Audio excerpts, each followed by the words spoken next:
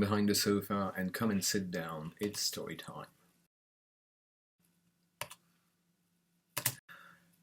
1963. We're in London, and no wait. First, I have to tell you where we are in the history of sound recording formats. Here we go.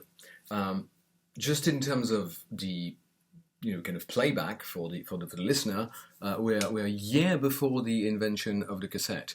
The LP, the vinyl record, has been certainly electrically cut since the mid-20s. Before that, it was mechanically cut, and even before that, it was waxed cylinders, and before that, it was the phonograph from the previous video.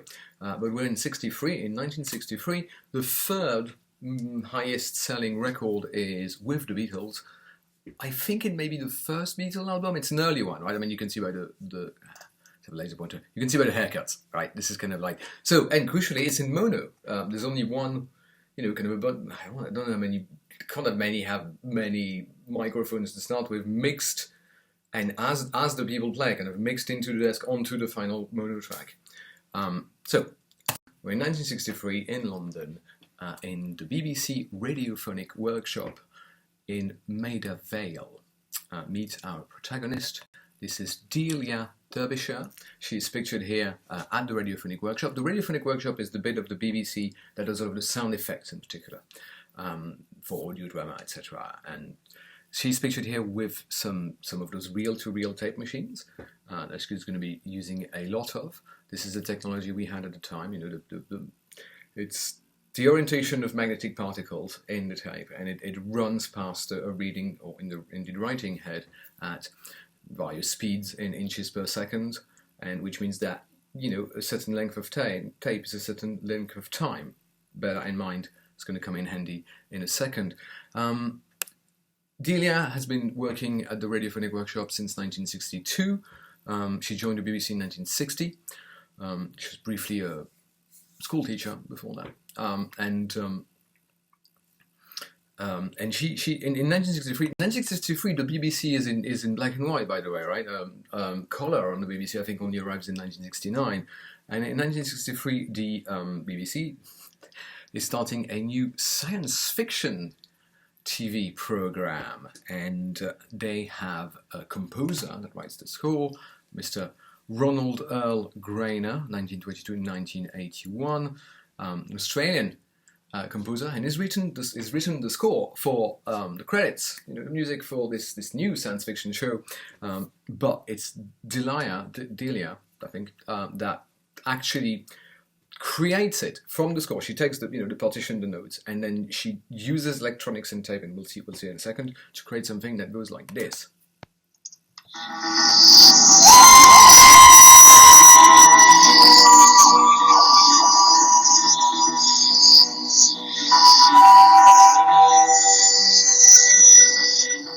It's not, I had to check the recording, it's not a defective recording. There's also whistly, dreamy bits that are there on purpose on the thing. You will have recognized what show it is. It's bigger on the inside, I'm told. So, Delia created this, and she did it the hard way, in the word of Bette Davis. She did it, literally, by, the opening bass, that's a plucked string that she records, and then she makes copies of that and plays it pitched up by running the tape faster or slower, pitches it up and down, makes those copies of that, then cut all of those bits with like a razor blade, and then stitched together with tape. For the lead, the whistly lead, this is before synthesizers. I mean, the first Moog, right? It's like late 60s, again, Sgt. Pepper and so on. I'd have to check that, but it's like definitely kind of late 60s, early 70s.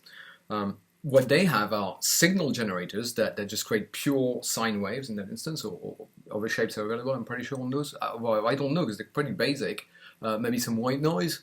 You can maybe change the pitch, that's all you have. So she records this at different pitches, she like splits it up and down, copies it, cuts everything. It's so time consuming. And there's beauty in this, I think, to create art at the click of the button. It's quickly gratifying, but it's not very gratifying, and it's a little bit sterile. because I feel the effort you put in art, it's just a bit old-fashioned way of saying it, but like maybe the effort you put in art forces you to get in touch with something that comes out in the art that if it's too easy it doesn't happen. But that's for art. For sound engineering, like cutting, little radio adverts, you want something convenient like we have, and like multi-track digital recording. So this was written by as a score, like as actual music that could be played by an orchestra, and by Ron and arranged by Delia. And when Grainer heard it, he was so amazed by her arrangement of his theme. I would say arrangement and interpretation, because she played the instrument. She didn't just kind of arrange it like you would musical arrangements.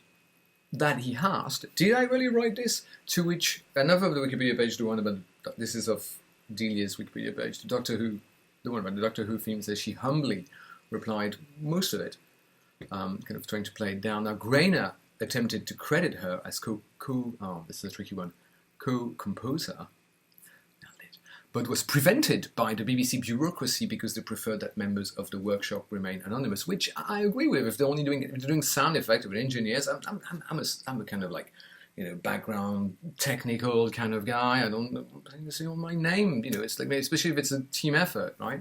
And she was not credited on screen in the credit of the Doctor Who TV show until the 50th anniversary special. Now, just do a bit of math, 1963 plus 50, 2013, and she died in 2001, so that's like only 12 years after she died. And so I'm looking at that, I'm thinking, well, hold on, that's not right, surely that's not right? Surely maybe like, after she died, she got like maybe one of the Bs with an OB, or no, for this, she wrote the Doctor Who song. So honours her hometown, Coventry, named a street after her, the Derbyshire way. You'd think Moortown, I don't know. A blue plaque, again in Coventry, and posthumous doctorate, PhD. Notable contribution to electronic music. So Derbyshire is a pioneer of electronic music. There are many, many women who are pioneer of electronic music. There's a very good documentary called Sisters with Transistors. Anyway, so plaque, posthumous PhD, and a street, and kidding me?